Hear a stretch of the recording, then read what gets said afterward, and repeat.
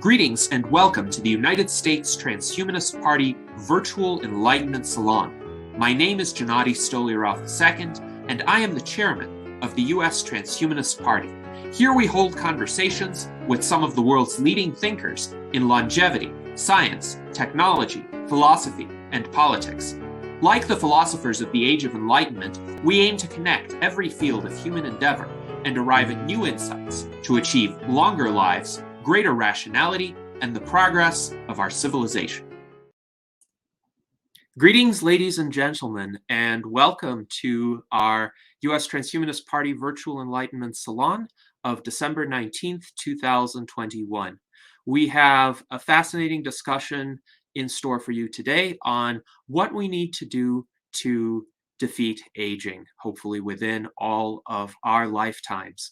We have an illustrious panel joining us today from the U.S. Transhumanist Party, including our Director of Visual Art, Art Ramon Garcia, our Legislative Director, Jason Geringer, our Director of Longevity Outreach, Ben Ballweg, and joining us in the YouTube chat will be Celeste Castaldo, our Northern California liaison. And our guests today are quite fascinating individuals as well. We have Jason C. Mercurio. Jason C. Mercurio is the founder and CEO of Ageless Partners, which brings together a diverse network of partners with the underlying goal of reversing aging. Ageless Partners LLC is a research company that helps individuals decipher the anti-aging code. They develop solutions to advance anti-aging medical science worldwide. Their goal is to create machine learning and artificial intelligence innovations that help customers analyze complex data sets that focus on reversing aging. And our second guest, Andreas Melhede, is a Danish transhumanist, marketer, biohacker, and writer. He is the communication coordinator for Immortalists magazine, which I highly recommend that everyone read. If you haven't yet read an issue of Immortalists magazine, you are missing out, and you can download their issues for free. He is also the marketing manager for Longevity Wiki. Over the years, Andreas has gained his branding expertise by working with many diverse personal brands and small firms on integral parts of their brand development. During this time, his biggest focus has been on business strategy, product development, marketing, and learning about the latest in longevity and emerging technologies. He has a strong interest in anti-aging research and reverse aging technology. So, welcome to both Jason and Andreas. It is an honor to have you here. And let us start with Jason for your introductory remarks. Thanks, Gennady. Really appreciate it. And I just want to thank everyone for putting this together, Gennady and Andreas for joining, and just the entire Transhumanist Party overall. Really appreciate everything you guys are doing. I believe in the battle you guys are fighting, and just thanks again for bringing us on to share our thoughts about what we need for everyone. Aging is something that it affects every single human on the planet, so it's definitely an important mission. So really appreciate it. Gonna jump right in to my slides here. So Ageless Partners, as you heard, we basically have several missions as an organization that I'll go into, and so really I'll start out with a little bit about myself. So my background is primarily going to be in computer science, math, and financial engineering, but I'm also very interested and been studying longevity for some time now. And I kind of came to the realization that aging's not inevitable, and there's actually something we could do about it. And it made me realize that there's something important that we need to narrow our focus on that I'll get into. And the thing for me that I kind of saw with my grandparents It was sort of something that everyone goes through. We all have family, friends that we know are alive today and may not be alive tomorrow, and a lot of it comes down to just that time passing and aging being such a big factor. So seeing my grandparents get taken away from me, and just like everyone else has probably on this call has experienced, was really a core motivation for me to realize that there's something that we can do. And 10 years ago, all the scientists, they didn't think we could do it. Everyone thought that aging could not be altered and that there wasn't really much insights. Then in 2013, a paper came out and basically mapped out that there's 9 main drivers of aging, and there's probably a few more.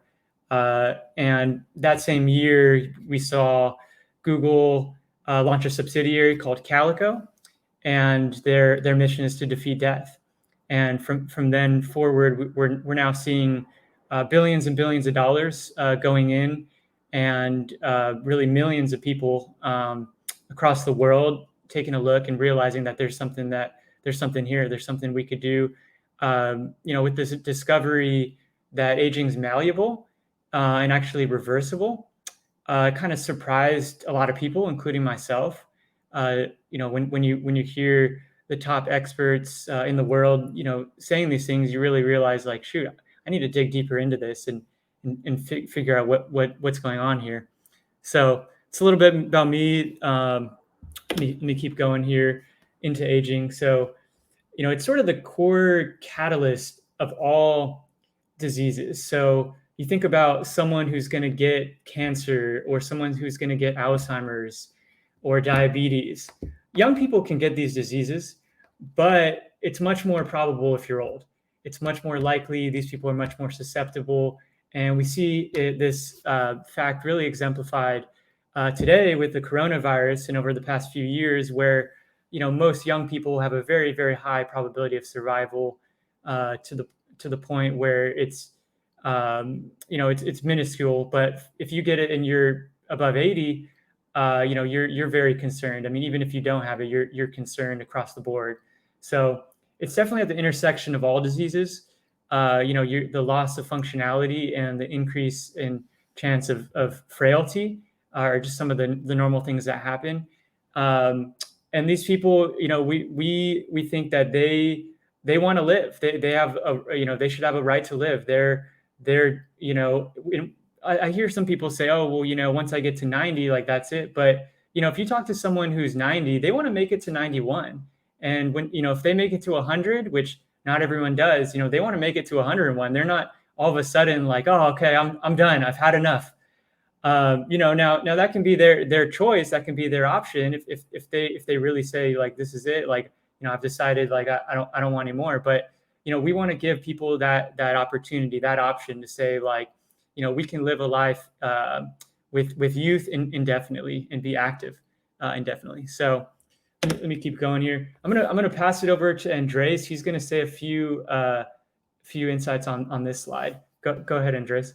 Yeah, thank you so much, Jason. And I just want to say, first of all, just thank you so much for inviting me and for hosting this event. And yeah, I really appreciate all the work that the U.S. Transhumanist Party is doing. It's so critical for us all. So I just want to say thank you to all of you here. And yeah, so let's go into some animals that are aging differently. So we have some, really fascinating species out there. Like, we have, for instance, the naked mole rat that it just doesn't really seem to age. It rarely gets cancer, and it's actually resistant to many types of pain and can survive up to like 18 minutes without any oxygen. And it's quite fascinating when you think about other rats and mice that just lives for such a short while, just compared to a naked mole rat, which can live almost 30 years. And then we have the Greenland shark that has a lot better DNA repair than most animals and us. And they can live for as long as 400 and 500 years. And they might actually even be able to live even longer than that. There are actually some that have been found to live until above 500 years. So it's hard to know whether the maximum lifespan is 500 years or if it's 600 or 700. So it's really fascinating what we actually can learn from a species like that. We have some pretty much immortal species like the immortal Hydra that doesn't really show any signs of deteriorating with age. It's actually mostly made up of stem cells, which just continually just regenerates through duplication or just cloning throughout life. So it kind of just regrows new parts all the time, and it's fascinating to think about because we might even be able to replace our parts in the future and kind of go for a bit of the same thing that they are doing throughout their lives. And we have the immortal jellyfish, which actually every time that they are experiencing immense amounts of stress or physical damage or starvation or any types of great amounts of stress, they actually turn back into a polyp. And then when they get back to a healthy state, they kind of regenerate and they get back into a jellyfish state and just keep on living like nothing has happened. So they can just go back to a healthy state just out of just being a polyp for a while, which is quite fascinating. And they can just repeat this feat of reversing their life cycle just over and over again. So how long can they live? They can just keep going, it seems. And some animals actually even age in reverse throughout life. We have, for instance, the big mouth buffalo fish that where we actually see that older fish, they actually experience age-related improvements rather than declines, which is also fascinating. So, and these are just a few species that are just really fascinating in terms of how they age, and I just wonder how much we can actually learn from the species and what can actually be used for the research in us. Yeah, definitely good points. And so, the question kind of becomes like, what can we learn from these species? Can we take a look at their genes? Can we take a look at their epigenome and maybe take some close notes? And from there, can we then use that information to alter our own biology and alter our own genetics? There's nothing based on the laws of physics that says we have to age. So, these species, they're, some of them living to be 500 years old. There's nothing that says that humans can't live to be that old. There's nothing at all. So thanks, Andreas. And so, I want to go through the misconceptions about aging a little bit. And, I was kind of just alluding to the first one here, that aging is natural and there's nothing we can do about it. This is all these things are just common things that most people think, but just aren't necessarily true. Aging is about as natural as cancer, as a virus, as anything that really we as a society have portrayed as bad or evil or something that we would never want someone we care about to have. Like, you would never say, oh, you want someone to have cancer. And so that it's natural only in the sense that it's natural, that it's something that we don't want, just like any disease. And there's obviously something we can do about it. Right now, they've mapped out exactly what we could do to slow down our aging. There's so much information coming out. It's over most people's heads. You're getting thousands of papers being published daily. You're seeing discoveries around the world at hundreds, if not thousands, of universities come out every day. So there's a tremendous amount that we can do today to be healthy and to slow down our aging, and in some cases even reversing it. They've proven in the lab, they've proven in rats that they can do it. And the next one, physical deterioration is inevitable. That's another one, just kind of like I'm referring to. It's all about regeneration. I mean, if we can regenerate or replace each part of the body, you'll never actually have to experience that deterioration that you see in someone who's, say, 95. And the next one, the economic value to extending life is actually a huge misconception. People think that if people are living longer, that it's going to be more of a burden our financial system. And to some degree, if we can't slow down aging, and if we can't reverse it, there is going to be a burden, and there is going to be a lot of people who are very old who aren't working, and we kind of already starting to see it. We're seeing this shift in our population where we have a massive amount of people very, very old or old, above 55, baby boomers. There's this transition. So you still have a lot of young people, but you're just going to have much more old people. And those people who are very old, who do take advantage of these technologies, they're going to be alive much longer. They need to be thinking about their financials and many other components. But we're going to show on the next slide, we're going to dig deeper into this a little bit and really dig deeper into like why extending life is actually going to have a major economic benefit to the US and across the globe. And a lot of it comes down to those people being able to work longer. And the last one with overpopulation, I get this question a lot, and it's one of those things that it's just not true. We have plenty of room on the planet. As societies and countries get healthier, you actually see population growth go down. You see birth rates go down, and it's that's just how it is. Very, very healthy societies. A lot of the people they have kids much later in life, or they don't have kids at all. They have the different tools that we have here in the U.S. In terms of the economic benefit, I'll touch on this a little bit, and then I'll pass it over to you, Andreas. But really, there's two main boxes here that I find very interesting. One of them being the fact that this 38 trillion value here on the right.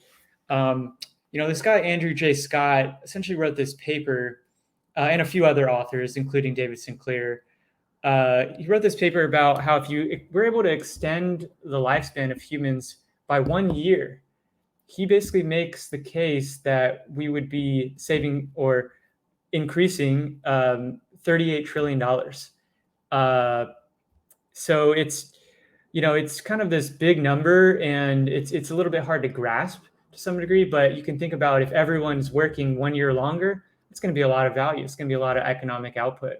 The second box here, the 4 scenarios one, this one is really interesting because you think about like what do people want with slowing down aging or reverse aging, and you got 4 different kind of scenarios here. One of them, the first one, extending life but not improving health. And when people think about age reversal, this is the first thing that comes to their mind. They're thinking, oh, like I'm going to spend more time sick. Like I'm going to spend more time in a wheelchair. I'm going to spend more time with cancer or Alzheimer's. And that's just not what we want. No one wants that. If you're at that point, you're kind of just ready to go anyway. You're not trying to extend you're not trying to extend misery. No one wants that. The second case, improving health but not life expectancy. People do want this for sure. People want to, they would rather be very, very healthy to 100 and then die rather than have 80 to 100 be not so great years, So, and then we get to delaying aging, and this is where we're at now. This is where, this is what we can do today with all the tools from stem cells to biohacking to just being healthy, exercising, taking the correct drugs and supplements. And then we got reverse aging. You can think of Wolverine here. And this is really what we want to be. We want to be in that category. At that point, you haven't really defeated aging until you have an old person who's 90, who looks like they're 25, who's running on the beach, who's happy, who's active. At that point, the game has changed. And that's really where the direction we want to go. We're going to delay as much as we can, but the fact that each cell has a backup copy of youth in it, right? They've looked at a cell, they've determined there's a backup copy. Now we can read that data and we can reverse every single cell in the body, reverse the age of every single cell. In the lab where that David Sinclair works, they proved this. They show that this is feasible, that we can do this. And now it all comes down to the engineers and the scientists and the businessmen to put this together, productionize and commercialize this technology as soon as possible. Because in our mind, people are dying every second. Every second, people are dying from aging, and so there's not really a huge amount of time to waste. So I'm going to pass it over to Andreas. Thanks. Thank you, Jason. Yeah, that was some great points. And yeah, clearly the economic benefits of slowing aging can be really enormous. And the thing is also, just if you just think about just being able to delay aging by 10 years would equal $380 trillion. And what could that amount lead to for the benefit of all of us? And the thing is that the main reason, according to this paper, why this becomes such a large number is there's this positive feedback loop at play. When we slow aging, older people, they stay healthier for longer, which means that they value the next extension of their healthy lifespan even more. So the proportion of older people in the population that grows, and it actually causes the overall value of life extension as a sum of individual value to increase. And basically, this study just demonstrated that the fact that there's a larger economic benefit of slowing aging than curing the individual diseases of aging itself, which is quite a powerful conclusion based on this study, and that can be used for a lot of work to actually persuade or discuss with regulators in terms of changing these rules and actually making exponential progress for every one of us to create healthier and longer and better lives for us all. Thanks, Andreas. And I think you hit on a good point, and it's one of the main flaws with our current medical system and research endeavors, and really the spending that occurs in the U.S., where they're trying to target individual diseases, where it's like, okay, let's target diabetes. Well, you can target that, but there's an underlying driver to all the diseases. So when you think about where they should be deploying the capital, it really comes down to the synergistic benefits of targeting aging, right? So if you're targeting diabetes, yes, you are going to make some discoveries. You're going to come up with some good drugs. You got metformin, you got berberine. But at the end of the day, like, understanding the drivers of aging and taking capital and allocating them towards that is going to help with cancer and Alzheimer's and diabetes all simultaneously. So you're going to get much more bang for your buck. And I feel like the current leaders of the U.S. haven't quite realized this. They're still kind of fumbling, thinking, oh, do we categorize aging as a disease? Do we not? And, you hear a bunch of, you hear both sides, and you hear kind of a pushback.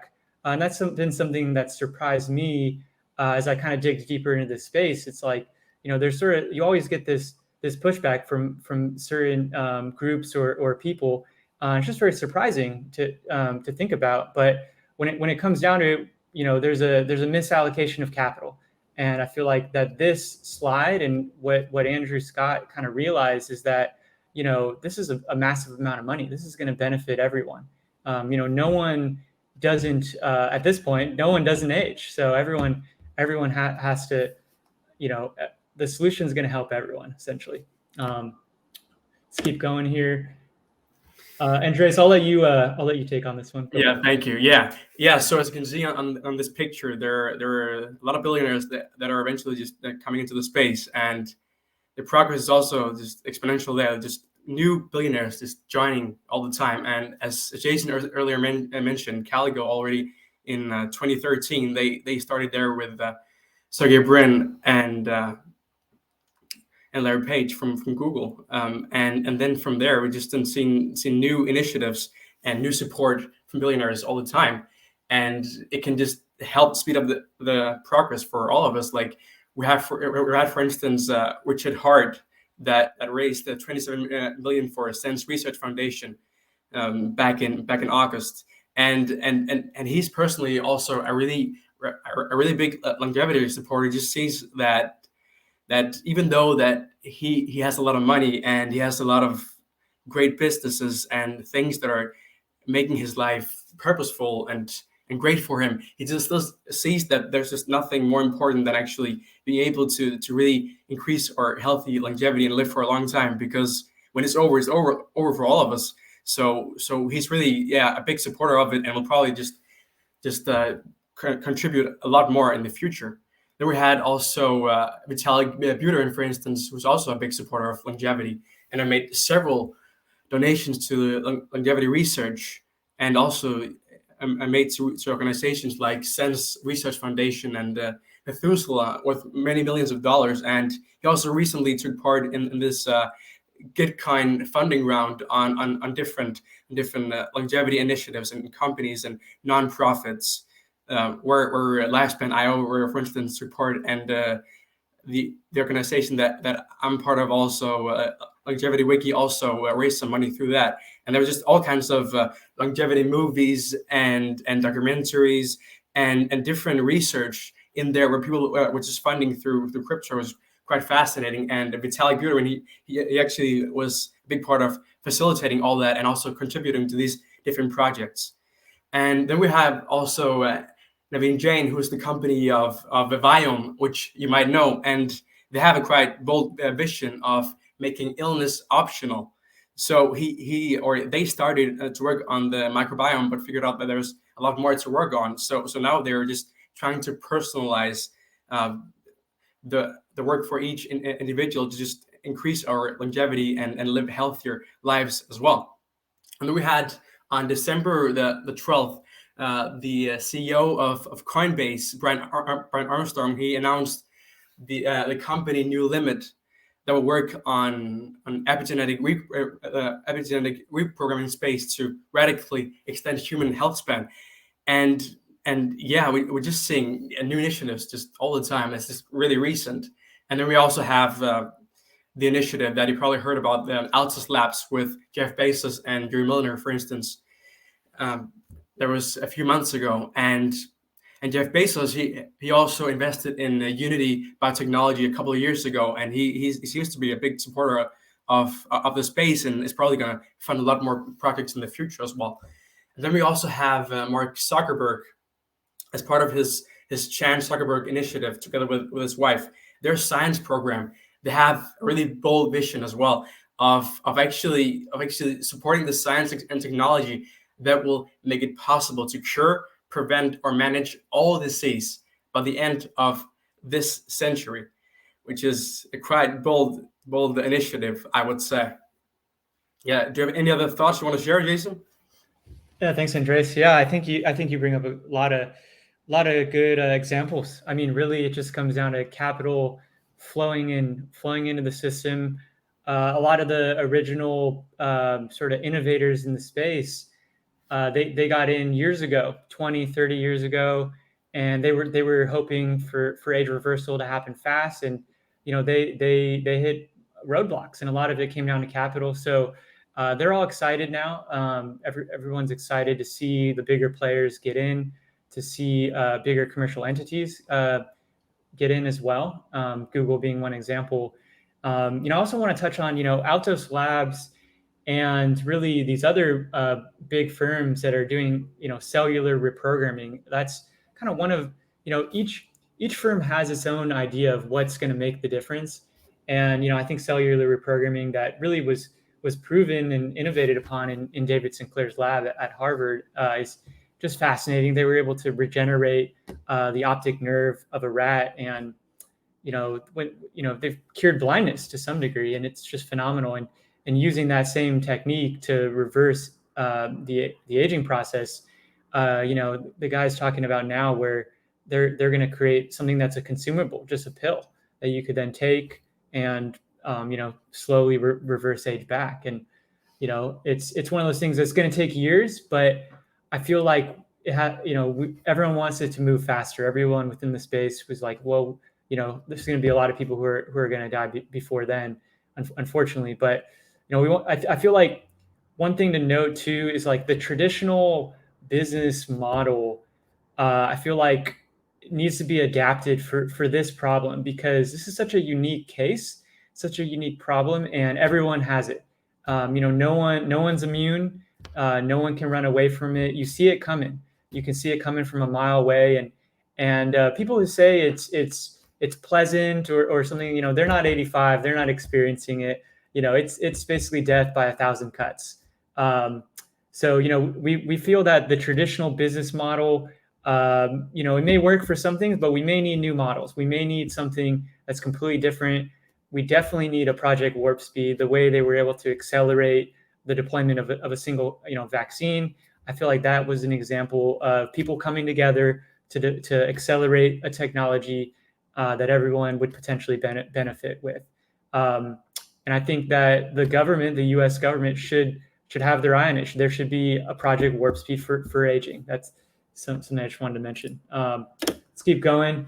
This slide really shows on the longevity side here, longevity startup funding. This is a small snapshot of where are these companies at in terms of their development. You can see we do got some that are public. We do have quite a bit of early stage companies in the seed stage in particular. But really, we're seeing more and more every year. We're seeing this massive spike in longevity startups that we really never saw before. I would say between the year 2020 at the start and today, we saw more longevity startups and interest and capital being deployed into longevity than we've ever seen ever as a civilization on the planet. And it's just, it kind of shows that there's this spark of interest. And on some levels, one of the catalysts was the coronavirus. People realized we're going to have to be healthier. Now, when you look at the US population, you're seeing massive obesity. You're seeing a lot of unhealthy people, processed foods, and things that are really destroying our longevity. It was interesting. One of these webinars or conferences that I attended, I saw this slide, and I should have put it on here, but I didn't. But it was showing evolution, and it had Homo sapiens as sort of the latest. But then it had one more, and had Homo obese, and it had this person drinking a Slurpee, very overweight. And it's definitely something that's happened in our society. And I think that people, after seeing so many people be affected by coronavirus, hopefully they're altering their patterns and their behaviors to live longer. And our hope too is after seeing this, people may really be enthused or inspired to make a difference and try to make this our reality, because we live today in a society, in a civilization where one person can do quite a bit. If this was 20 years ago, it would take an entire country or an entire city to really make a difference. But now you're seeing these small companies, building out new technologies that are so advanced. It's really mind bending. In this other picture here, we got different areas of aging. You have those 9 hallmarks, and you're seeing companies try to target each different one. So some are doing senescent cells, some are looking at stem cells, some are looking at epigenetics. You can see the spike on the left, altered intercellular communication. This is an interesting one. Another one would be intracellular, so within the cell. And this is very fascinating. There's a substance called lipofuscin that's within the cell. And if you can clear this substance out, you could potentially massively decrease aging in skin, brain, and muscle, which we all have, and everyone wants to have nice skin. So, it's just a matter of time before bigger companies start to realize that there's actually hundreds, if not thousands, of potential paths that you can go. And each person or each firm has their own idea. They have their own theory on what aging is. I've heard people trying to replace parts of the brain, incrementally cutting open the brain, the head, and replacing parts of that, replacing every part of the body. I've heard people were trying to place specific organs from a top-down approach, like the thymus. A lot of firms are looking at the cellular level, how do we clear out senescent cells, these cells that really just shouldn't be there. And we'll get into some of the natural ways you can do that today as well. Let me keep going here. So AI and open source data, this is a necessary tool for our movement and for what we need to do to actually see age reversal.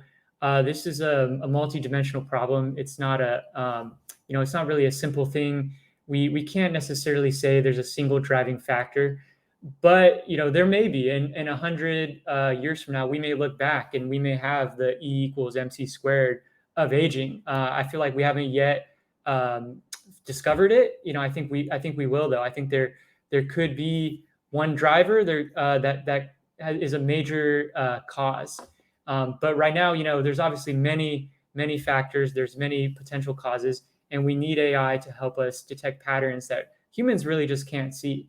And you're seeing it being applied in many fields, AI kind of across the board, whether it's really any industry you could think of is applying AI at this point. But just in the past few years, you're seeing this acceleration, this bigger and bigger investments into AI. And we feel that it's a necessary tool to determine the patterns. And I think it's a lot of it comes down to data, big data. We're seeing this massive explosion where we have more data than we have data scientists. And you just don't have enough people and enough computing power. You might have enough computing power to some degree, but you really don't have the personnel to analyze. You have so much data. It's massive. And biological data is big. You think about how big, if you have DNA data or you're mapping a genome or you're looking at other data sets, it's huge. And the firms that are not using AI and who are kind of letting it go over their heads, they may end up falling behind, and the ones who are may end up being the winners. So let's keep going here. Okay, here we go. I'm going to show this quick video here. Let me see if I can. This is the video about us, about Ageless Partners. It's on our landing page. It'll kind of give you guys a short overview of what we're about, what we believe, a lot of the things I've touched on. Let me see if I can get this to play here. Oh.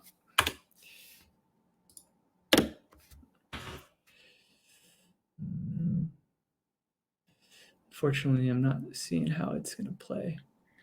An alternative would be for us to share the link to the video in our chat, and then people can follow the link and watch it as well.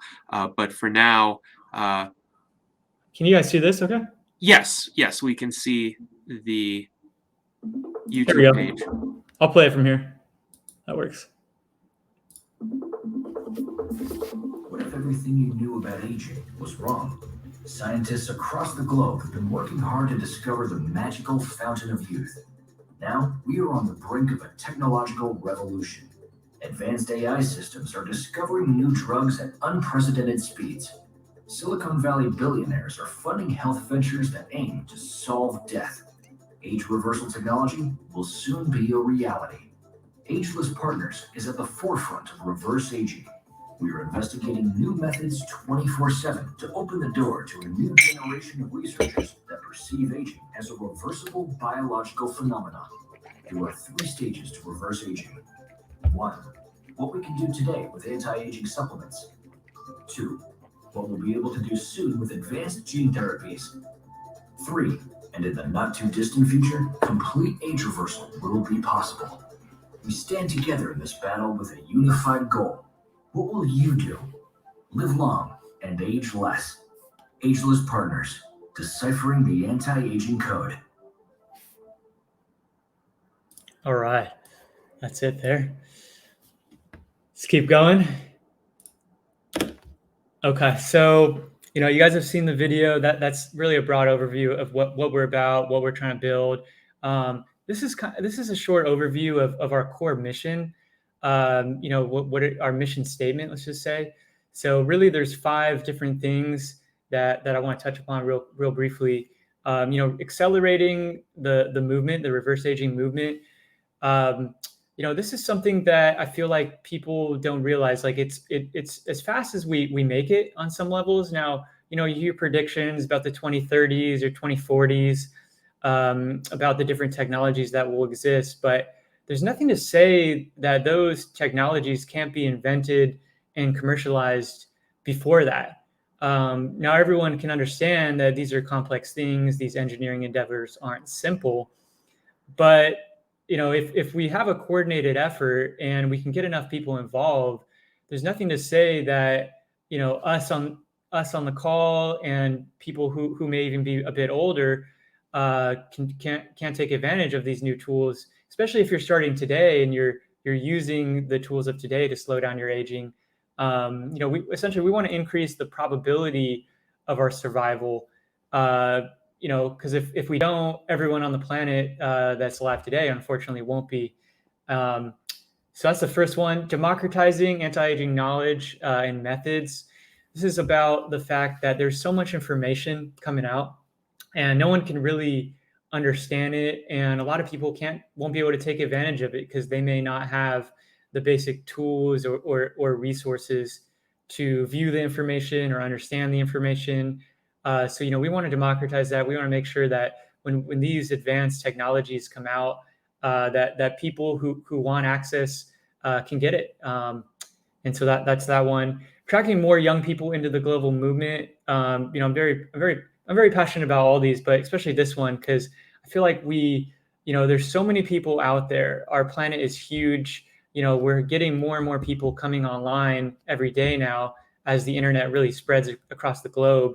And you have people in other countries who want to work on projects like this, who want to make a difference. And we want to welcome those people in. We got open doors. We want to bring in the talent and the expertise, and really, of all ages, old, young, anyone. We want to bring them in, and we want to disrupt the traditional educational model. And in this case, and I'll get into this. We're running an internship program, and we're trying to bring people in from other countries into the movement. It's learning based. I'll go into that a little more in one of the later slides. And then we want to develop software tools. I'll show one today that we've been working on. We haven't put a huge amount of effort in, but we're setting the groundwork for bigger things. And our main thing is, how do we empower the individual?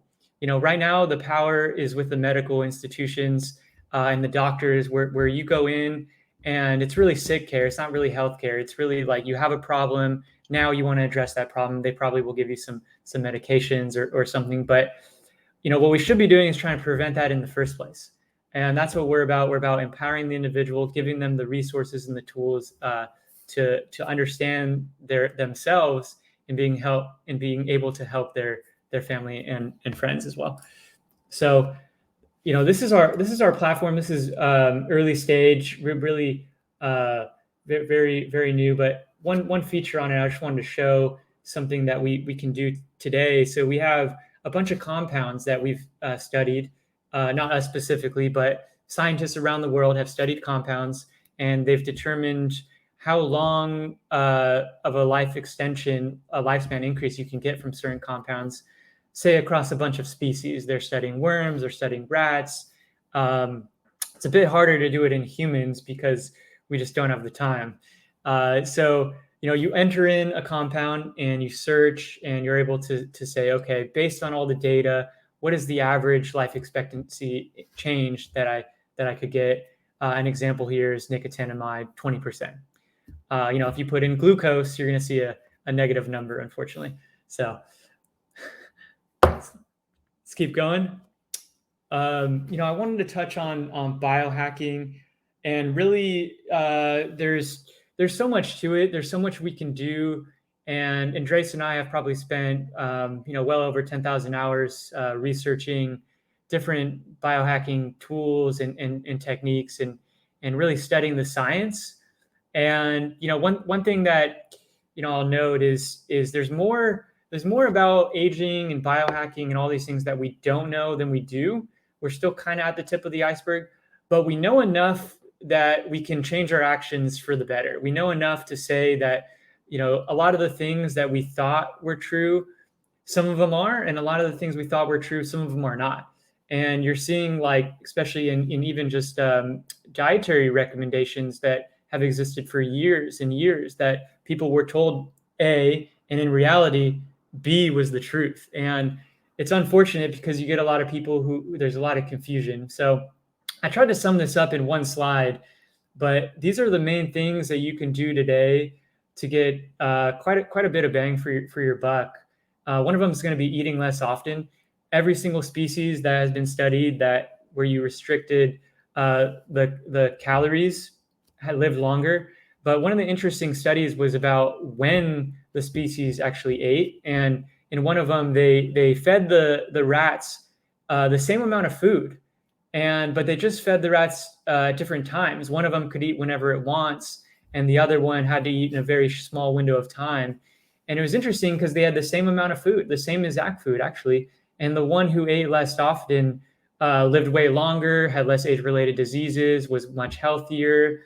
And it was just kind of fascinating to see. And it comes back to evolution. You know, we evolved to eat one meal per day or less. We evolved for periods of starvation, of cold, running from tigers. You know, we weren't necessarily from an evolutionary standpoint, we didn't evolve to just sit in front of a computer, 5 days, 7 days a week. So, the things on here, you've probably heard of most of them: exercise, sauna. I put the graph, this picture here, to show that a lot of these things, there's this region of benefit, and too much is not going to be good. So I'll give the sauna as an example. If you go 4 to 7 days, say 20 minutes each time in the sauna, you're going to get all these longevity benefits. But if you start going 2 hours per day, that's not going to be great for you. And I think everyone can understand that. So same thing with fasting. I mean, if you were, just fasting 24/7, 365 days, that wouldn't be the best. But there's actually quite a bit of evidence now that's came out that shows that all the benefits of fasting. Really, it comes down to autophagy, which is your body consuming parts of itself. And those parts that it's consuming are the parts you don't want. And those parts you don't want are damaging everything else. So it's really a phenomenal discovery. And there's fasting mimicking supplements. So you can take a supplement that's going to mimic the same effects as fasting. And there's a lot of other things that are tied into that. And red light therapy, I kind of see Andreas' window. It looks a little red right now. I wonder if he's doing some. Andreas, you got anything else to add on this? I know there's, I tried to sum it down to one slide, but. Yeah, like biohacking is such a complex idea, but it basically goes down to this whole thing of trying to optimize one's biology. And the thing is that it comes down to the individual. There are a lot of research that is coming out all the time, but in terms of biohacking, some research is quite initial, and some different approaches there actually isn't as much research on as some would prefer. But the thing is that we have different tools to actually test how well they're working. We have different smart devices. We can do blood tests, and we can even measure our aging clocks by using different epigenetic clocks. So there are actually a lot of ways to actually figure out whether initial research might or might not actually translate to humans or not. But yeah, the thing about biohacking is just that you can dive really deep in there, and there's a lot to learn and to constantly just be aware of. But it is a fascinating field that will definitely be a big part of our future, especially until we do achieve great advances in aging research. Definitely good points. Thanks, Andreas. And I think you hit on one thing too, like with epigenetic clocks, like we can actually measure if this stuff is working. They've done studies where they measure your aging and they can say, you're 40 or you're 30. So there's a biological age, what your clock says, and then there's your chronological age, which you cannot change. So these things are real. These things exist today, and we should be quantifying it. I mean, if we can't quantify it, really, there's no way to tell if what you're doing is working. So it's definitely tough. And I've talked to a lot of different aging experts, and everyone has their own theory on what exactly aging is. But a lot of them have the same underlying theme. And you think about like Aubrey de Grey as an example. He's going to think primarily there's a few causes of aging. He thinks that it's like a byproduct of metabolism, right? So you metabolize things, you're metabolizing oxygen and food, you're changing the form of that. And and there's byproducts that you just can't get away from because of eating, essentially. And his approach is damage repair. So you want to repair damage, and I think it's a good one. I mean, but he's just one example out of thousands where he figured out something, and now he's trying to push that forward into a way that is usable. And you're seeing it really in many people around the world, and that's it gives everyone definitely some hope that hopefully someone very smart is going to come along and find something that we can all use and that we can all use sooner than later. So also towards the end here, I just wanted to share a little bit about our internship program. Like I mentioned before, we're bringing people in.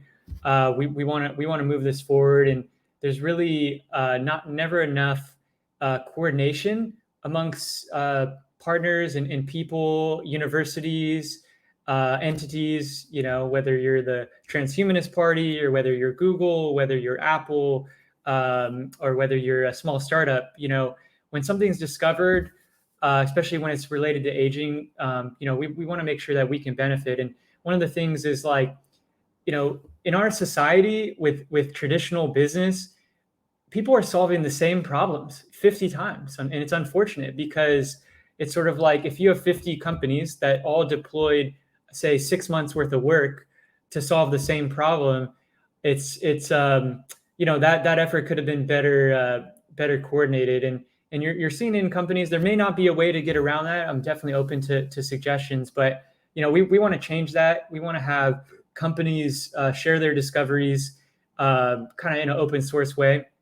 And one thing that we launched is an internship program, and we're getting people from Africa, from Portugal, from India to come in a learning-based environment and give them training and give them inspiration to try to make a difference and try to do something with aging to apply their skills and really learn. And this is Daniel. I put this quote here. This is actually the first thing Daniel ever said to me when he reached out. He said, "I help people, I solve problems, and I add value."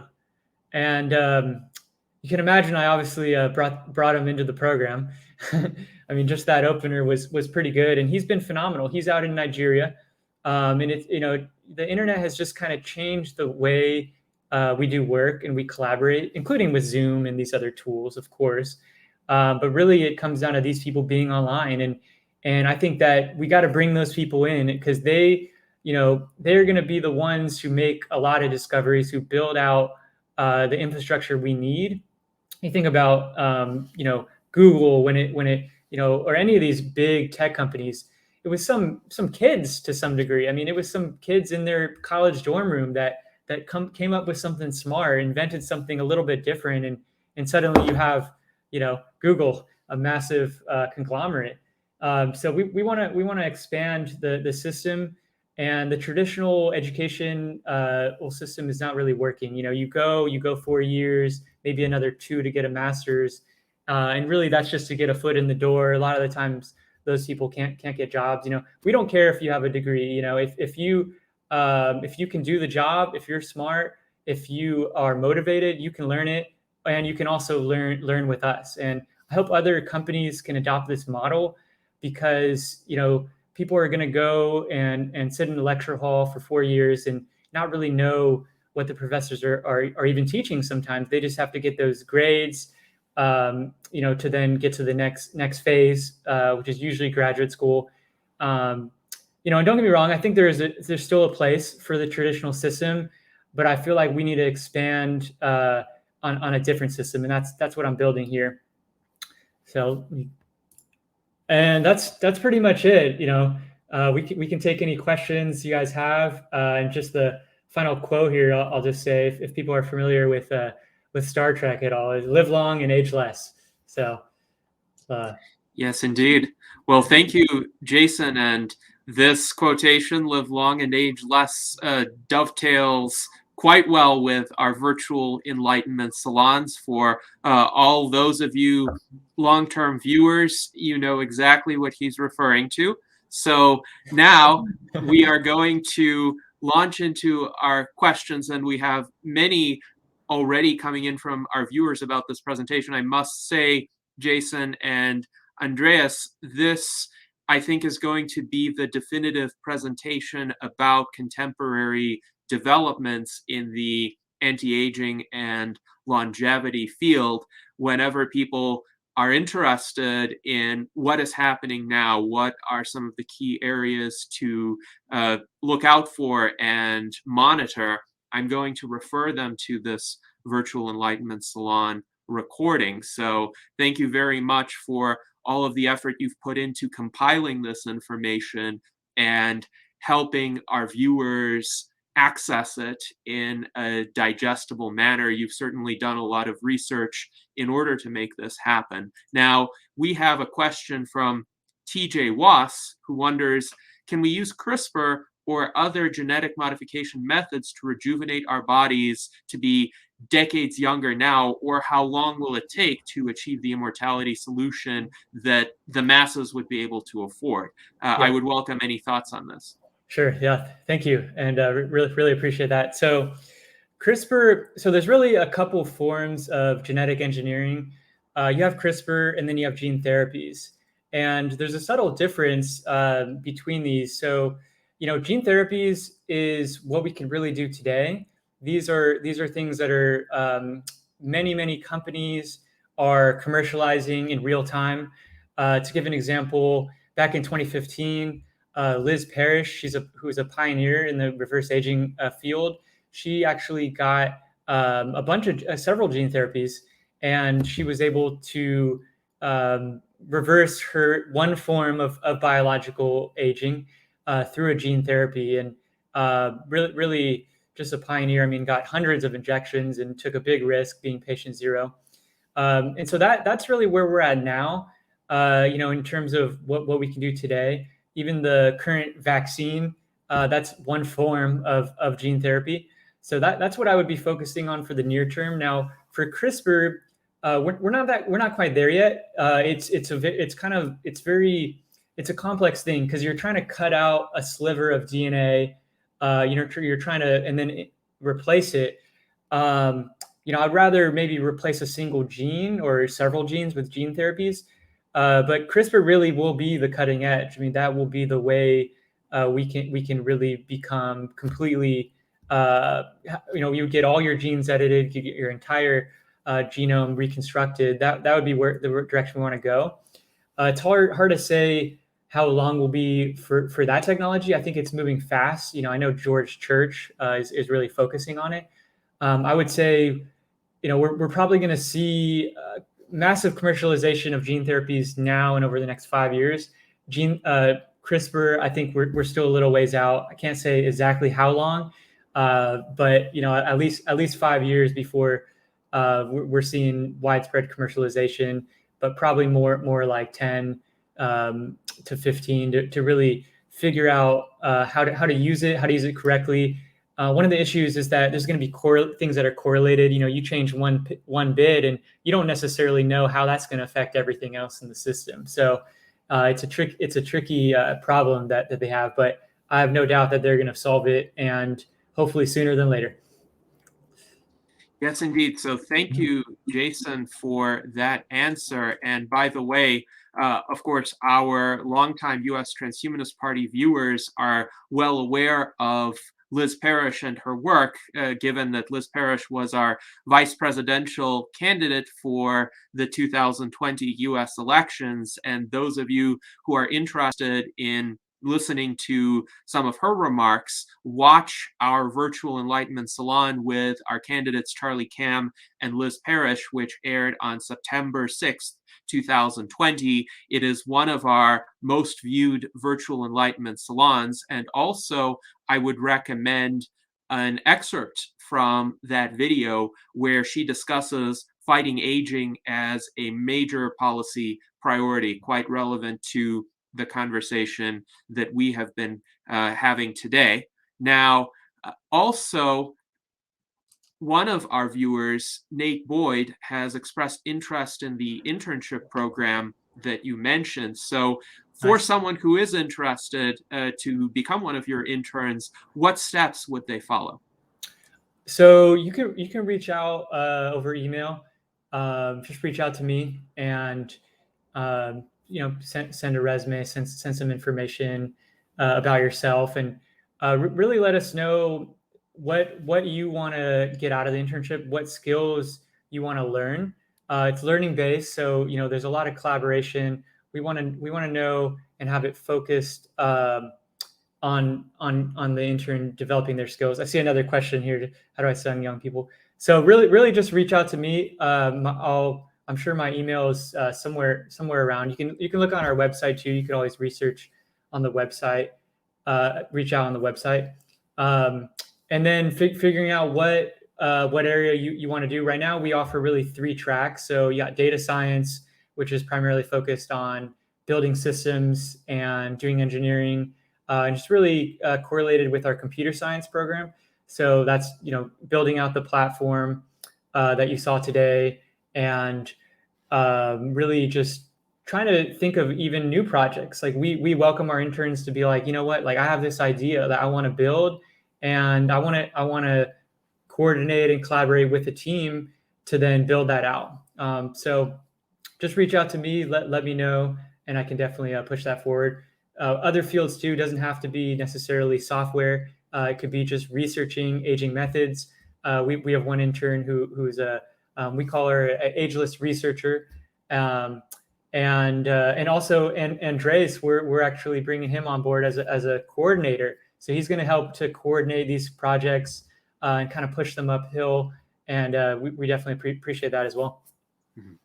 Wonderful. Thank you for that answer, Jason. And now we have an interesting question from Daniel Twett. You mentioned that there are some discussions at the political level about whether or not aging should be declared a disease. And indeed, there are discussions within the longevity community about that and whether that's a necessary precursor to having meaningful amounts of investment into actually trying to reverse and defeat aging. And Daniel Twett wonders, do you have any predictions on which country might be the first to declare aging an officially treatable disease state? We have been working within the US Transhumanist Party on trying to get some jurisdiction somewhere to make that declaration, because we think there would be a domino effect if even one country or one province or one city did that. Do you know of any candidate jurisdictions that would likely be easier to influence in this regard? And Andreas, you got any thoughts? I got a few thoughts, but I'll let you take this one if you want. Oh, I think you're muted. Thank you, Jason. Yeah. Yes, I just want to say first of all that actually the UK they actually following COVID, and in terms of their new priorities in terms of medical research, they actually put a point on addressing the underlying biology of aging as a priority there. So that is actually already the first government to do so, and that is quite fascinating. So they didn't highlight that it is possible to cure it, but they addressed the fact of actually researching the underlying biology of aging and to discover whether they found that it is treatable or not. So that is very, very fascinating, and it can help highlight help speed up the field so much for all of us. So yeah. And the thing is that if we have a country like the UK that can do it, then we have other countries that can do it as well, because the first is always going to be the most important one, because there are probably some countries that might have thought about it, but they maybe just haven't dared to be the first to actually go there. And so a powerful country like the UK to actually take charge and to go for this point and to work on this is really fascinating. So yeah, Jason. Yeah. What are your thoughts? Yeah, thanks, Andreas. I think I think that it's unfortunate that the US wouldn't be a leader in this area.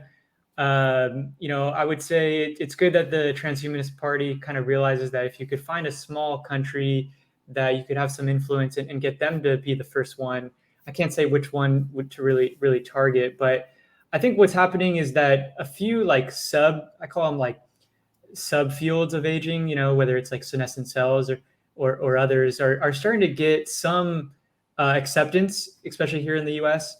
So you are seeing that, which is good. Now it's not like the complete concept of aging, but at least you're seeing, okay, like senescent cells, this is a problem. We can deploy capital into solving this. But I think that it's one of those things that our governments are so far behind and very, very slow in many areas. And I think this is definitely one of them.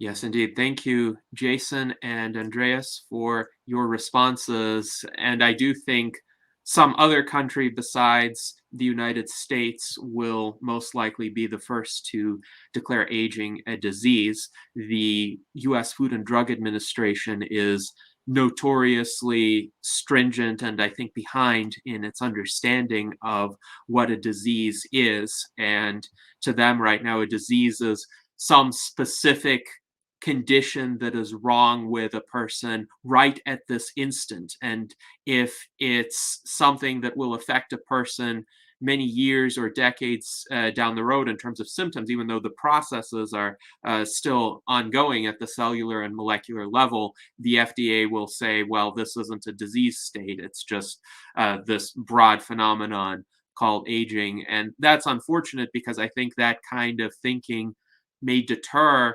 scientists from putting resources into preventative approaches that may lead to people experiencing less aging to begin with if they don't believe that those approaches will pass the FDA scrutiny. But if you're correct, Andreas, that a country like the United Kingdom shows some promise in declaring aging a disease, that would be an immense win for the longevity movement, because other countries in the so-called developed world, though I still think it's underdeveloped, will pay attention, and even the US FDA might pay attention to such a declaration from the UK authorities. So now we have an interesting question in our internal chat from Jason Geringer, and this has to do with Dr. Aubrey de Grey, who was mentioned before.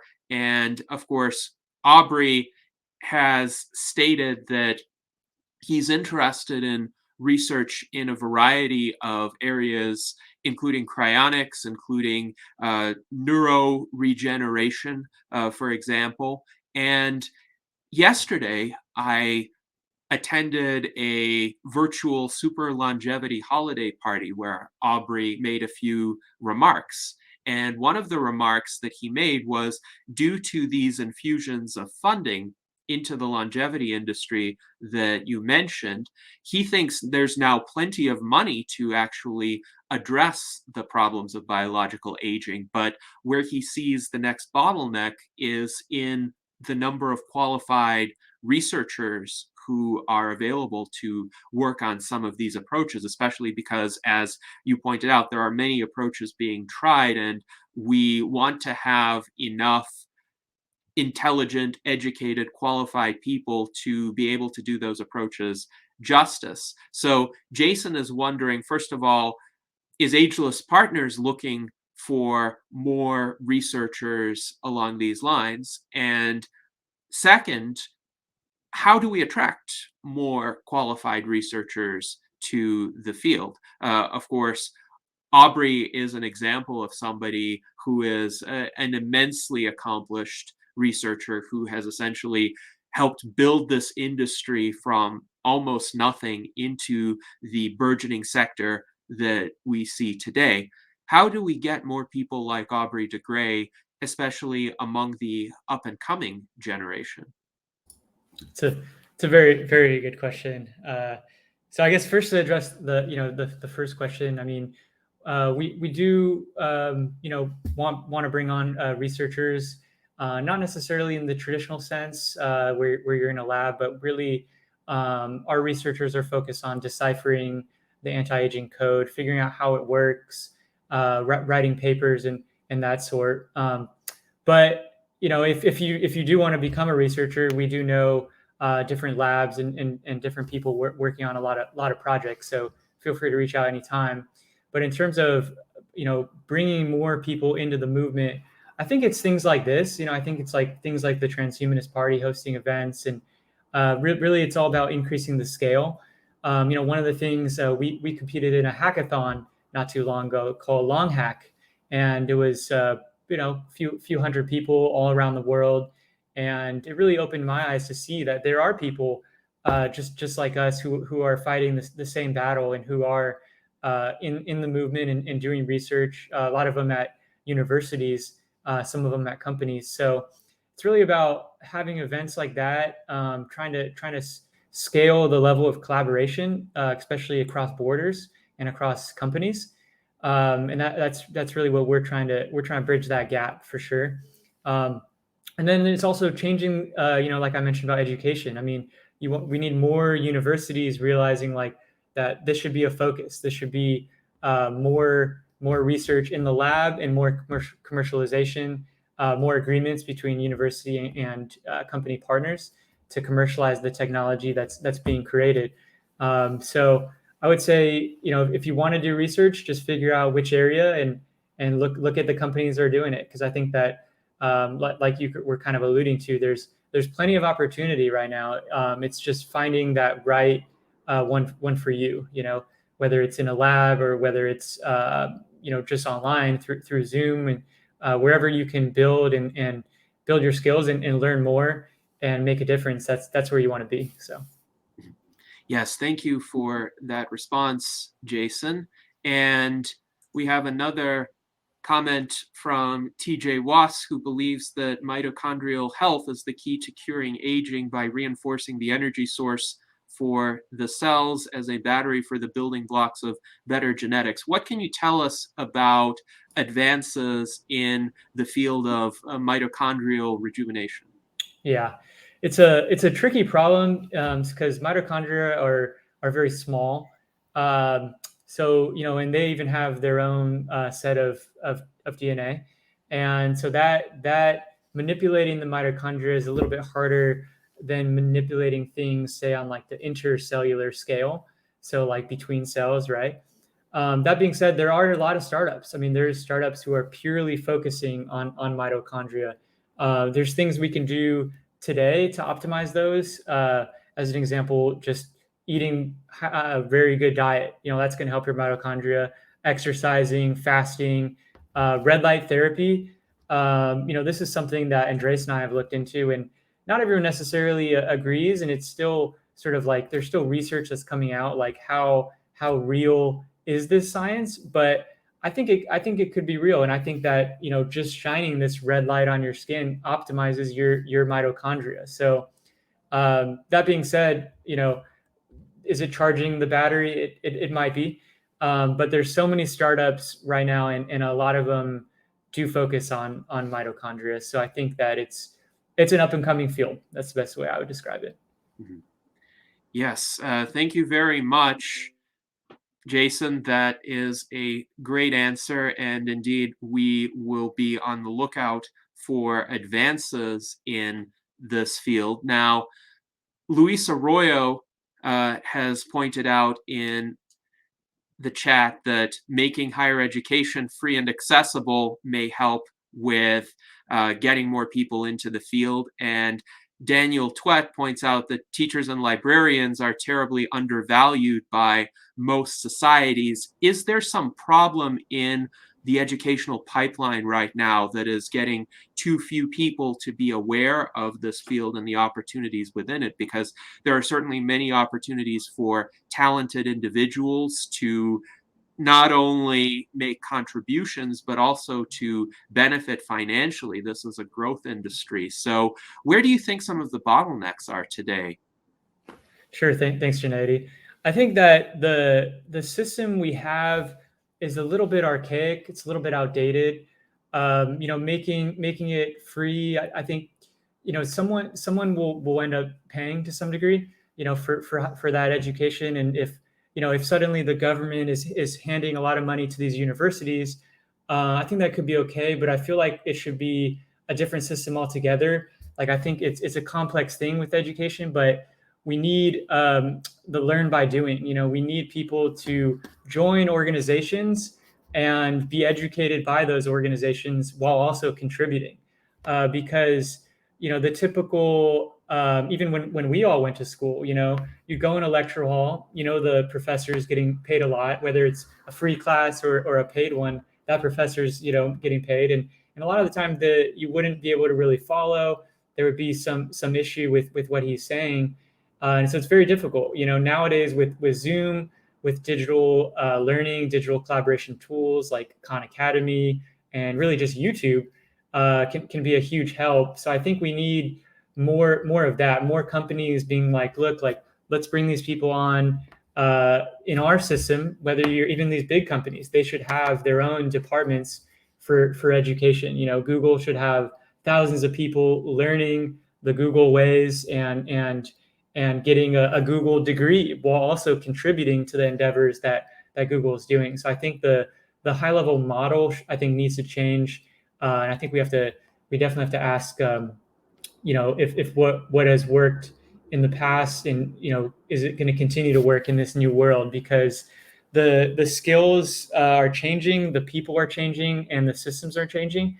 And nowadays, one person can do quite a bit. They can have a computer, they can have all these different tools, especially AI tools, where they're automating certain types of work, and we're going to continue to see the skill of the AI get better and better, faster than a human. So it'll be very hard for those people who are going into, say, a 4-year degree today.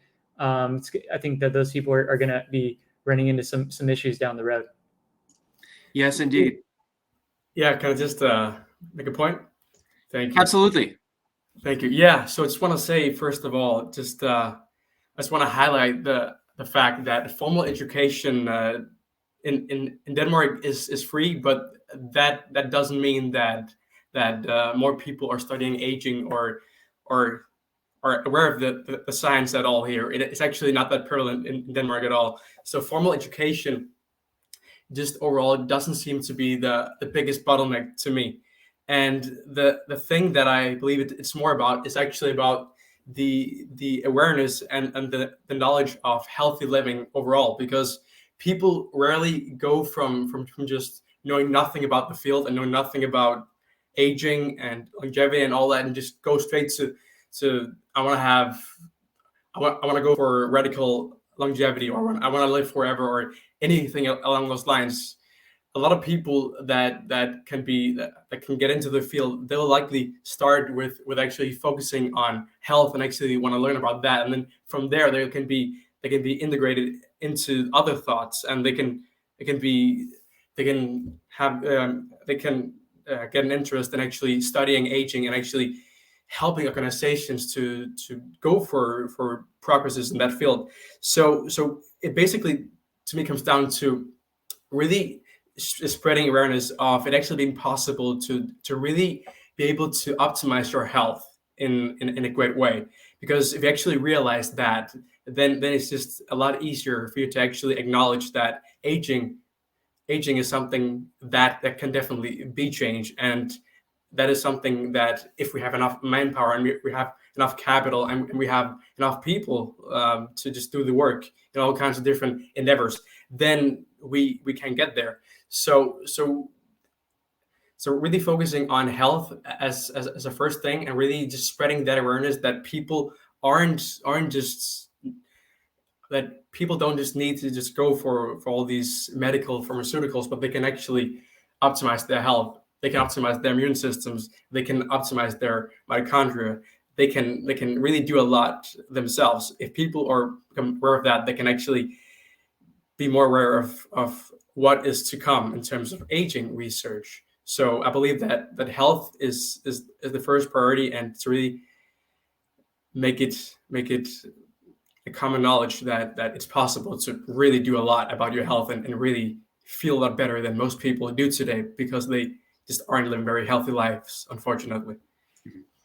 Yes, thank you, Andreas, and thank you, Jason, for responding to this area of inquiry. Now, I will point out it's possible to have free education today that is not formal degree-based education. For instance, this virtual Enlightenment Salon and all of our virtual Enlightenment Salons are free educational opportunities offered to anyone who wants them without any monetary cost, unless people want to donate. And of course, we welcome donations via the super chats, but also we want this to be accessible to people of limited means. And there are so many online resources that people can harness to self-educate. Now, there's a lot of focus in contemporary societal discourse on formal degree-based programs, and something like a four-year degree or a graduate degree or a professional degree mostly serves as a signaling mechanism to employers. An employer will look at this degree and say, well, this person seems to have demonstrated some basic competence or basic knowledge of a particular field, so there is reduced risk in hiring that individual. However, that is certainly not the exclusive pathway to knowledge. And as you pointed out, Jason, some of those degree programs use obsolete methodologies and do not harness the power of technology to a sufficient extent. If they did, we may be able to reduce the cost of the formal degree programs as well, especially if remote learning becomes more widespread and more immersive. And the comment from Immortalists magazine that appeared in the chat is quite appropriate for this. Thank you for this. Immortalists magazine supports self-education, and we would welcome anybody to read the articles on the Immortalists magazine website. They're certainly great means toward attaining self-education.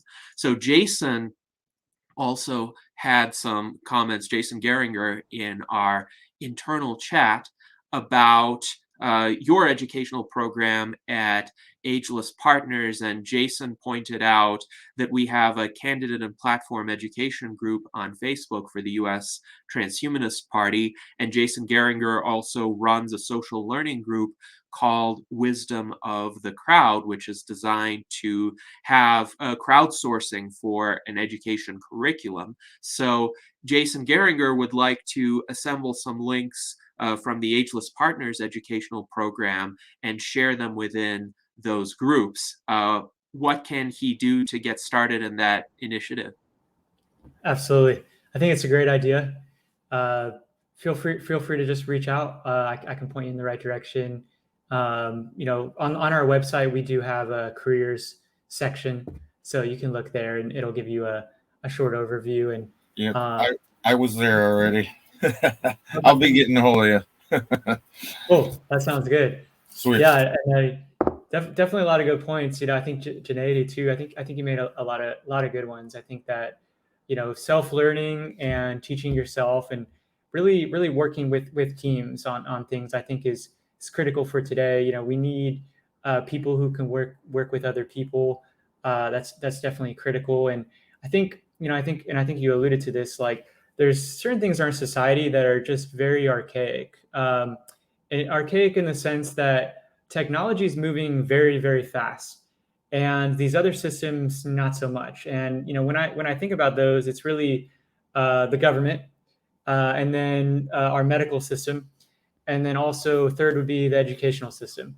And I think those three sort of high-level societal organizations haven't been able to quite adapt fast enough to keep up to pace with technology. I know they're doing the best they can, but it's one of those things, and this is why I'm big on the Transhumanist Party, because I feel that our dual party system is really archaic, and we need new people in there, and we need new ideas like the ones we're talking about. And I think that that's really going to make the biggest change for us as a society. Yes, indeed. Thank you, Jason, for those good words. And I think this is a good bridge to an important part of our conversation, and that is, what do you think are some of the highest value actions that the U.S. Transhumanist Party can take to alter the political, cultural, societal landscape in terms of its receptiveness to the anti-aging field, to make sure that more people are behind the research efforts, that they are supportive of the goal of reversing biological aging, and that they don't keep uh, putting up these ridiculous knee-jerk types of objections, like what about overpopulation, or what about boredom, or what about immortal dictators, or as Elon Musk was recently saying, well, wouldn't society become ossified if the same people kept on living longer? And these objections have been the exact same ones since I started in the longevity advocacy field in the early 2000s. And it seems that for most of these kinds of reservations, it takes about a minute to refute each one of them. And yet, there's this large mass of people who still haven't heard the refutations, or who still resort to these kinds of popular excuses for the status quo, in essence. So what can the Transhumanist Party do most effectively to change that situation, and to get people to be as receptive to reversing biological aging as they are today to fighting cancer and heart disease, which are not controversial goals at all in the mainstream? Yes, very, very, very, very good question, and I think you bring up a lot of good examples too. I think I'd say the way to react to some of these objections would be, to first acknowledge to some degree like where they come from. See their point of view, acknowledge it. Like with Elon Musk, it's like, okay, you have some belief. We acknowledge what you think about, specifically like that. If people don't die, then ideas won't never get put to sleep. Like some of these people who are in government who really have such strong job security that they could do nothing for maybe quite a bit of time and not be fired. Really, we need to figure out. The Transhumanist Party should try to figure out, like, how do we let those people, leave their positions to some degree without necessarily dying. So I think it's altering the image of what we're trying to do, acknowledging the other side's point of view, but then also putting in our rebuttal too, and then really emphasizing how it's something for everyone. Everyone ages, everyone has aging, and everyone is going to effectively die from it unless we do something about it. And kind of like how I was mentioning in the presentation, if you address cancer, which we have a lot of funding for, you're only targeting one piece of the puzzle, and really trying to target that underlying driver. I feel like is going to be much more beneficial from a capital allocation standpoint. So I'll try to emphasize some of those points to anyone who's pushing back. It's always hard though. I mean, you have a lot of people who are really set in their ways. I mean, if we try to talk to people who are much older, who we would say, okay, well, you should change the way you think. Unfortunately, they don't want to change, and it's an uphill battle. And I've been pretty surprised on how much pushback some people want to get when we're trying to save lives. But Andreas, you want to add anything onto that there? Yeah, sure. Yeah. So the thing is also just about, also what I mentioned before about just health is a critical aspect of really making people aware of the whole movement and what is possible, because people just aren't very focused on health.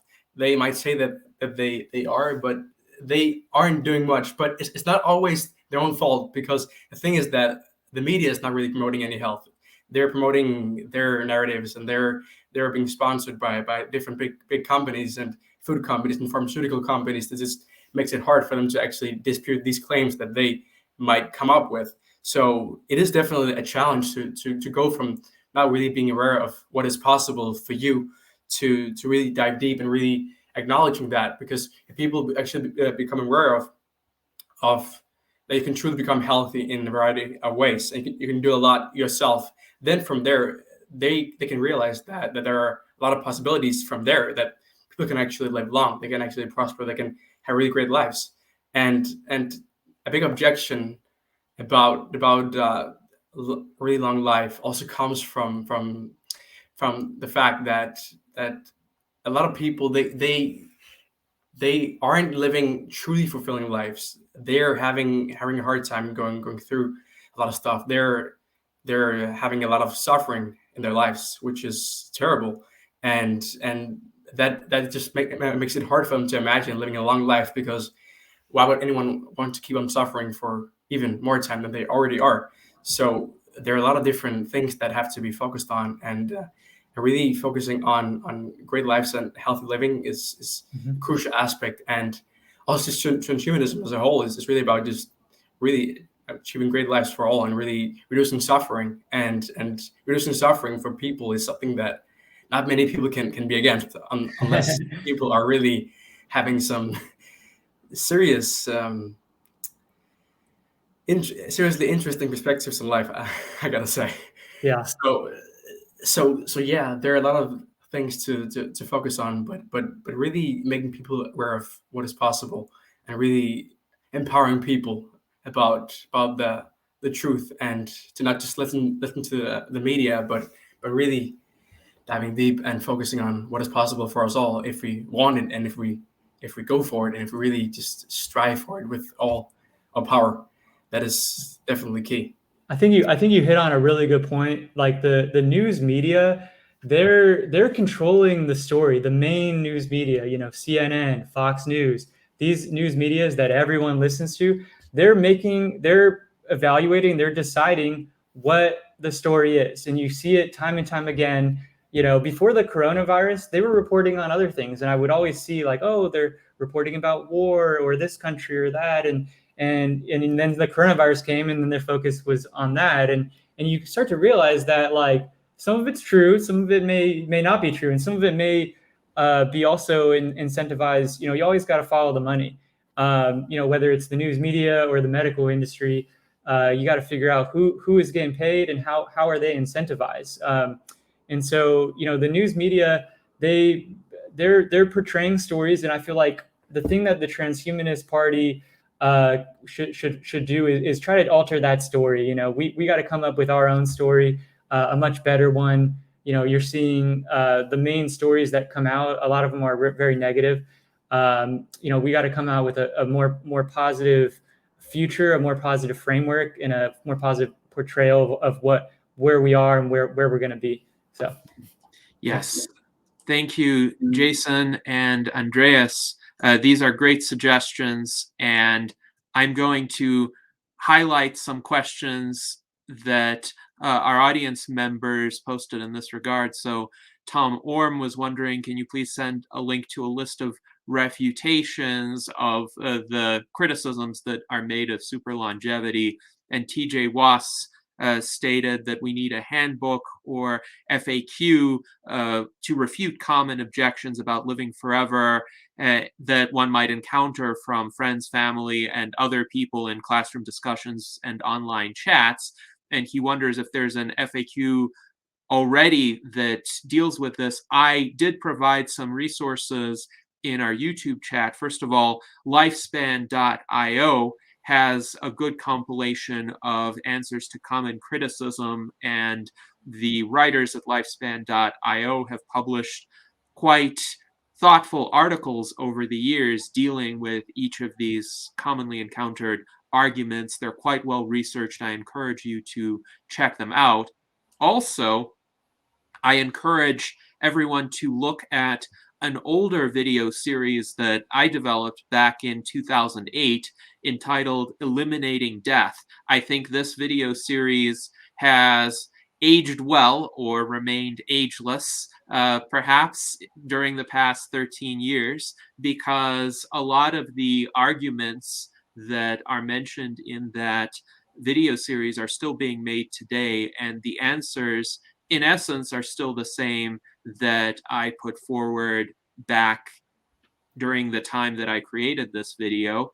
And it's interesting too to think about how the discourse has changed, because back in 2008 still, life extension was seen as a fairly fringe interest, and there were not that many advocates, there were not that many online resources available. I felt that I had to create some even basic materials for people to be able to address these common knee-jerk types of criticisms. But right now, there are many organizations and many great authors who have written on this. And I would say also the cultural receptiveness is improving. That is, if one speaks to an individual who hasn't really delved into this field, about 50% of the time, that person will be receptive to the possibility of reversing biological aging, living longer in good health, overcoming diseases, overcoming senescence. And in the other 50% of situations, one will still encounter these common objections, but most of the time they're not virulently hostile. They are just interested in addressing some reservations that they've heard or something that might occur to them initially, but I think their minds are open to being changed unless their motivation for criticizing longevity is ideological. I found it more difficult to convince people either on the far right or the far left, but everybody in between seems to be more amenable. Yeah, I actually just want to mention that at Longevity Wiki, we're actually working on the most extensive FAQ on longevity and aging research out there at all. So we will we dive into all kinds of objections and yeah, research and yeah, if any of you have any objections that you think that we might have haven't thought about, or anything along those lines, we would love to know them. And you can also contribute yourself to it when it comes out. So that's probably coming out in the next week or something like that. So that can definitely be critical to really just rapidly just shoot down these objections on things that people believe is true, but actually isn't the case. Yes, Definitely. thank you. Thank you, Andreas. And I would be curious if you could tell us a bit more about the Longevity Wiki project and what people should be looking forward to.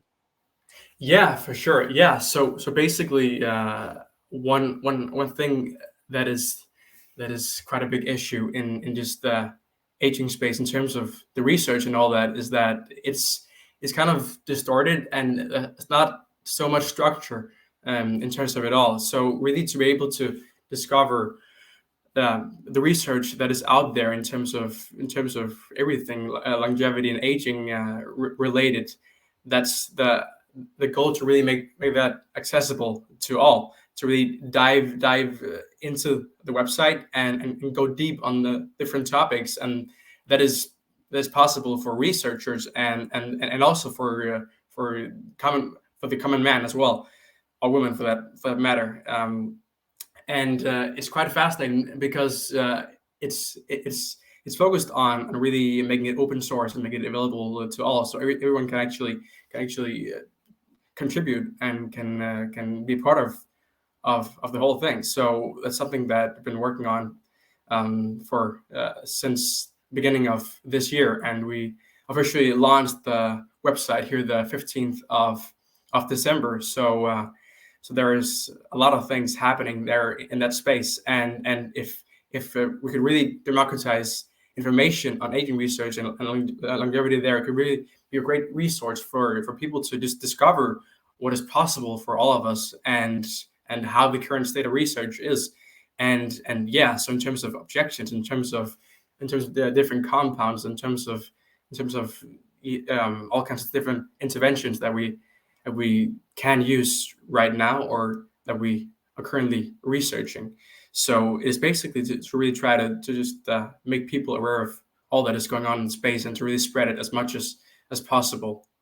like happened on Wikipedia initially. So it is kind of the same approach of making it open source and making it available for all to contribute, to really just mass spread the valuable knowledge with as many people as possible, and to really just try to speed up the whole research and the knowledge among everyone. Excellent.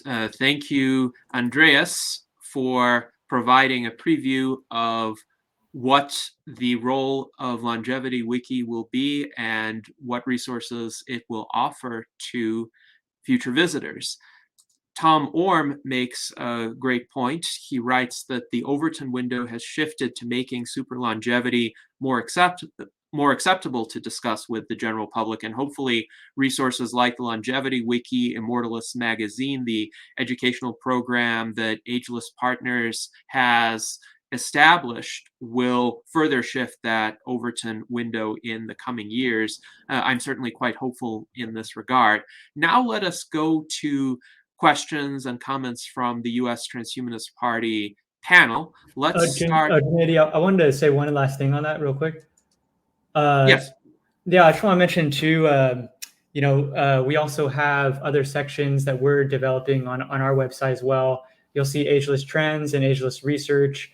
And these are different things and concepts really that we feel are critical to understanding aging as a disease, and also, where it's been, where it is now, and where it's going. So, for example, the misconceptions, we'll eventually have an article on there. And if you're interested in like, which supplement should I be taking, or what biohacking tools are out there, we have, a bunch of different articles. And Andreas is actually has contributed to some of that. So thanks for all those. And we plan to expand that knowledge resource, under the trend section, under the research section, over the next several years. You'll see on there too, under the research section, has like links to exact studies. For example, if you're looking at something like NMN, you're going to see actual links to studies. So another knowledge resource on top of the two that Andreas was alluding to. Great. Thank you for that information, Jason. And I've posted a link to the Ageless Trends portion of the Ageless Partners website. Please check it out. Now let's go to questions and comments from the U.S. Transhumanist Party panel in the last 12 minutes of our salon today. Let's start with Art Ramon Garcia. Yes. Are there any super longevity researchers who have studied the HeLa cell lines, which are the immortal cell lines?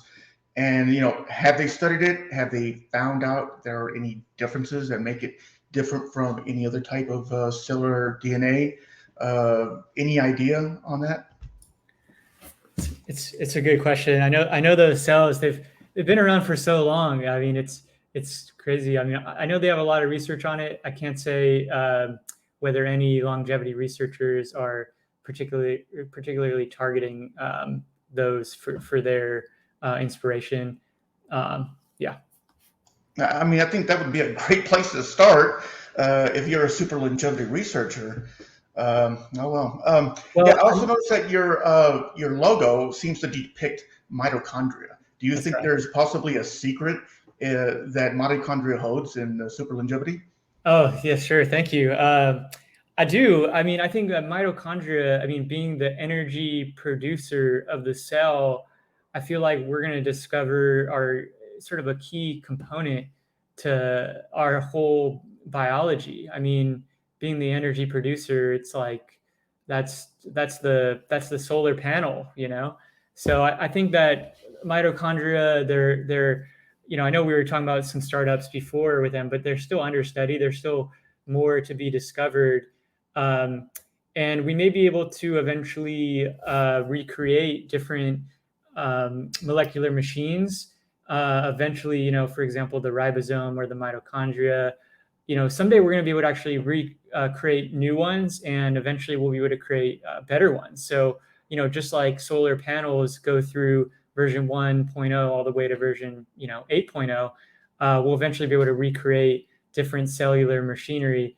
It's currently out of the scope of what we can do today, but I feel like that'll be coming, and I think that mitochondria may be at the center of it.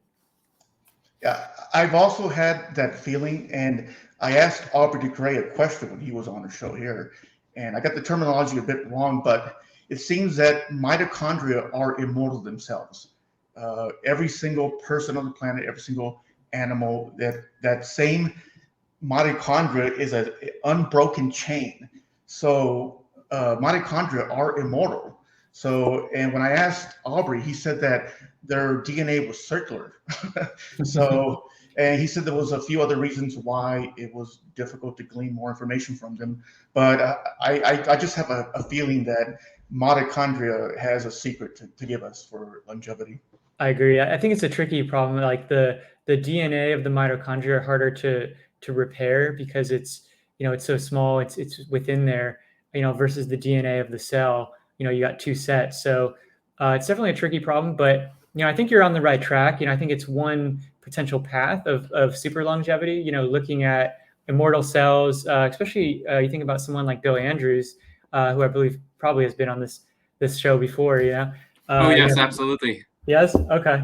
So he's all about telomeres. He's thinking that if we solve that problem, that's one step further to reversing our aging, and he may be right. I think him and Aubrey are have a similar agreement.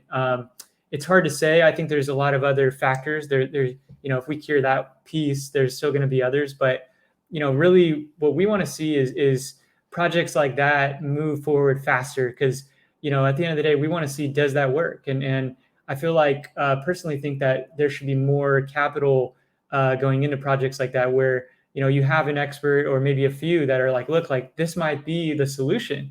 We should push that forward at light speed and see if it is. So yeah. All right, excellent. So now let us go to Ben Ballweg.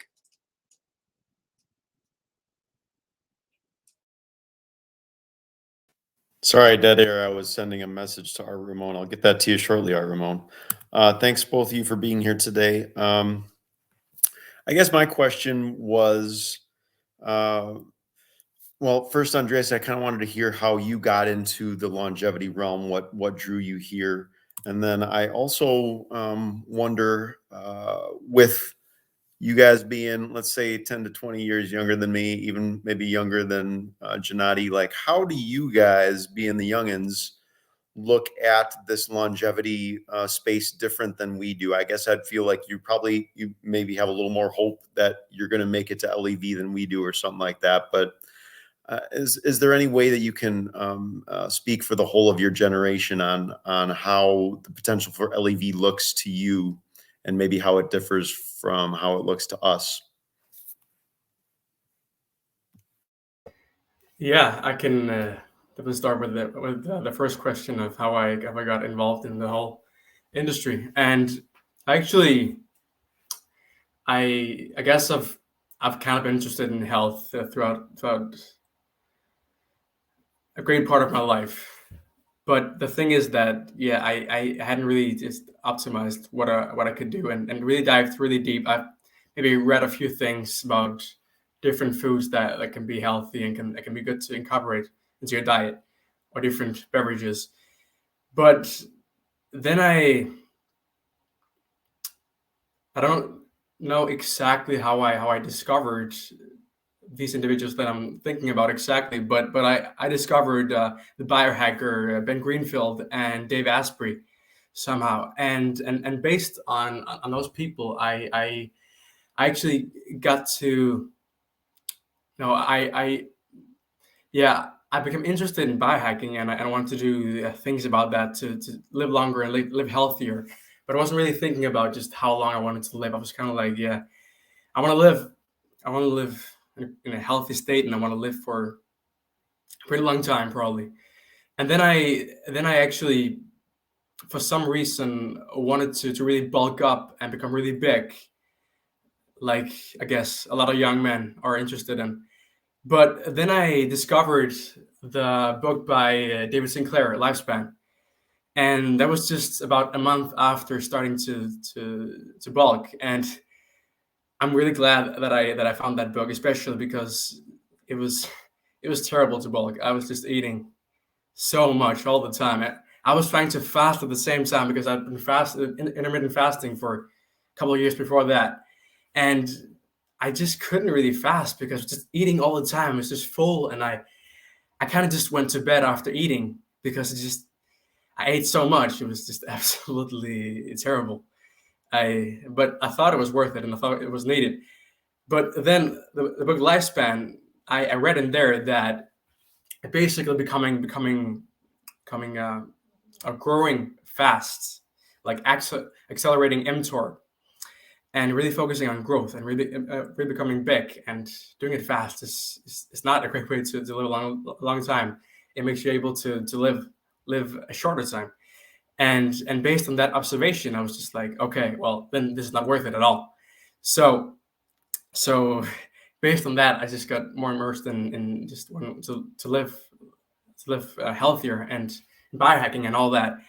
And I guess from there, I just really discovered things about what was possible. I discovered Immortalist magazine, and I discovered more about the longevity space. I read a ton of books and research, and discovered a ton of researchers, and just really got immersed in the whole world. And from there, I just really discovered that why would I want to die if I could just stay healthy?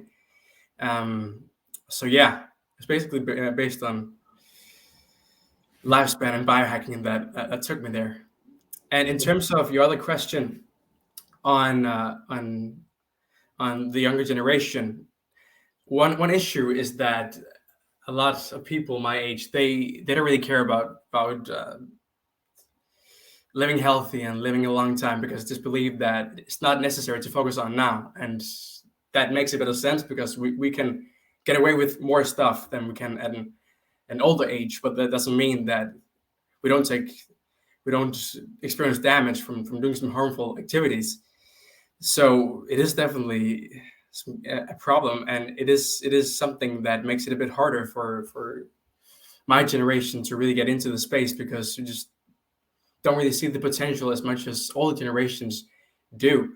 So the biggest gateway to me for the younger generation is to really figure out how biohacking can actually make you live healthier now, and can actually make you feel completely different than if you were just not focusing on your health and all, and doing all kinds of harmful activities all the time, and just drinking alcohol all the time, which a lot of young people are doing, things like that. So yeah, I believe that biohacking could actually be a really great way for my generation to get into the space and discover that there's a lot more to it than you might realize. Very well said, Andreas. Just to expand a little bit on the last question, our generation versus older ones. I think it's a very hard problem that we're trying to solve.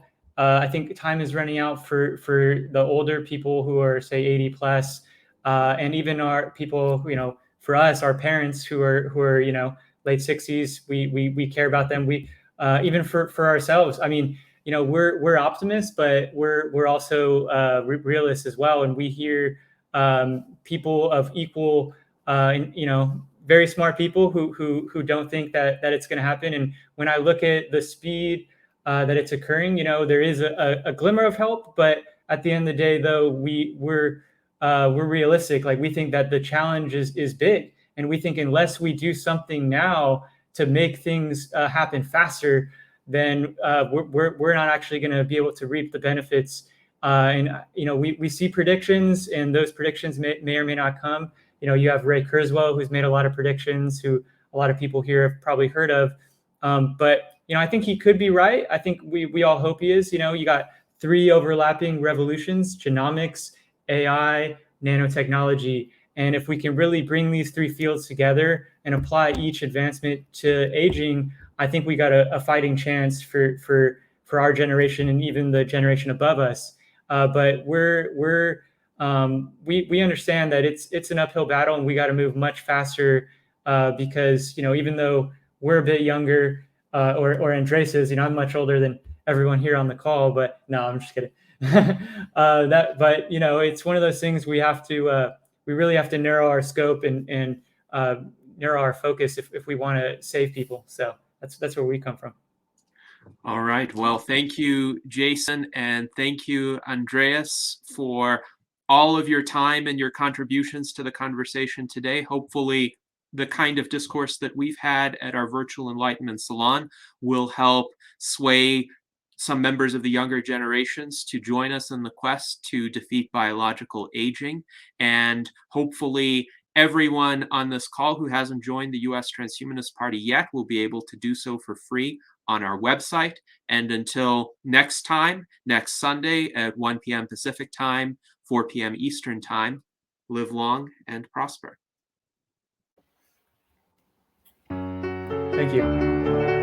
Thank you so much.